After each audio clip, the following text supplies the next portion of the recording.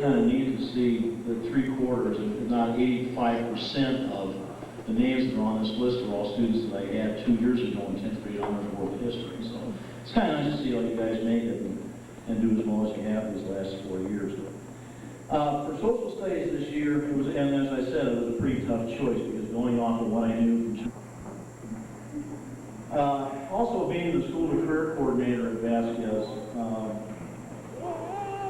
I get a chance to take a look and watch very closely how our programs and our career pathways that we have succeeded in starting over the last 2 years take fruition and really go with. And I want to thank Wendy Barnes and her culinary arts students and the catering business that she has gotten off the ground. We got a lot of great remarks from the community this year.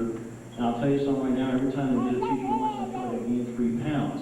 And I'm still fighting to get it off. So, again, thank you, Wendy, for all your hard work and your dedication to the students in your class as well, too. We also have, and unfortunately, Mike had to leave early because he's got his baseball banquet tonight.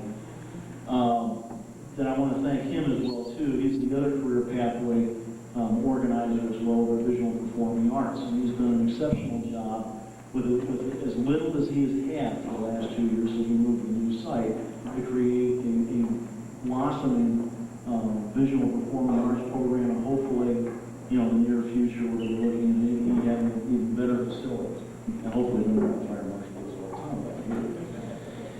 well. But anyway, the other one that I'm in charge of, which is computer tech, we started the program a year ago, and for some of you might remember, Mike Forrest and Wyatt Cromer were our first 2 recipients for this program, and believe me, what we have now that exists would not be there without those 2 gentlemen's help and creativity and their input, and on top of which all the paperwork that they did to get all that stuff off the ground. Of course, Mrs. Everett back there was driven crazy by both of those guys coming in with purchase order requests right above with my signature, wondering, God, we were going to run out of money, which, actually this year we finally did.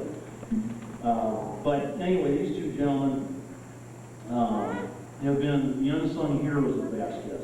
They wore many hats this year besides being involved in the usual activities like class time and athletics.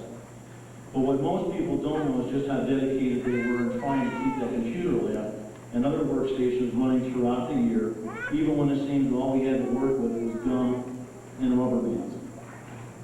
But it's now time to thank them for the countless hours before school, after school, and on weekends. And I do mean before school. Jeff was in there working with me 2 weeks before our first staff development meetings, making sure that computer lab could do what I needed to do to be able to do staff development. So without them, we would have had a real tough time those first 3 days back this year. But I also want to make sure that they are thanked for making sure that the network that we have in place is running